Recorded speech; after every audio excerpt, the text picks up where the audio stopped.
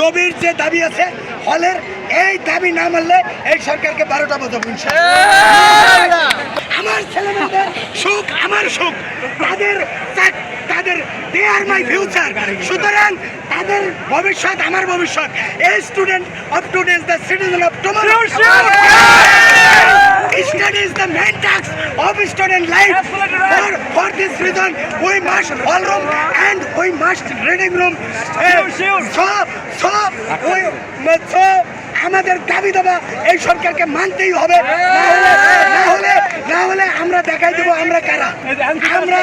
আমরা পথের সম্মুখে যেমন পাও কাটে, আমরা এই সরকারকে টাকা দিয়ে ফেলাই দিতে আমরা কোনো টাইম নাই। আমি যখন ছিলাম আমার কিরা ঠান্ডা পানি দেয়, আমি নিজে ঠান্ডা পানিতে এরম করছি, ঠান্ডা পানিতে এরম করছি, মানে গরম বেশি সূর্যের তাপে ঠান্ডা পানি খুব মজা। তাহলে সেখানে তো সিটি কর্পোরেশনের গাড়ি আই আর সুন্দর করে ঠান্ডা মান্ডা দিয়া আমাদের ভিজাইছে। তাহলে আমরা কারা? আমরা তো তাদেরই ভাই যারা ওখানে গেছে।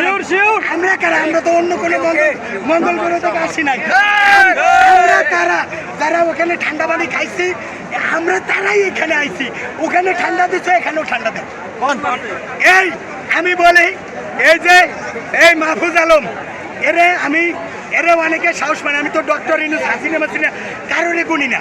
তাহলে মাহফুজরে বলি, তোমারে মাস্টার মাইন্ড এটা তুমি বললে খুশি হও। আমি যেটা বলবো আমার 14 গোষ্ঠী গাল হইব। তোমার যদি মাস্টার মাইন্ড না বলে মাস্টার বেসন বা মাস্টার বেড বলি, তাহলে তুমি কি করবা? তুমি এই ফাজলিমে ছেড়ে দাও। জামাতের বিরুদ্ধে কোনো কথা কইলে কিন্তু মাস্টার বেসন অথবা মাস্টার বেড বলবো তোমার, সাবধান। ও তো কেবল বোতল খাইছে, আর আরো কপালে দুর্ভোগ আছে। এই আবাসন ভাতা, টাকা পয়সা সব সরকারের বিভিন্ন ঝামেলা আছে। আপাতত 2টা দাবি নগদ,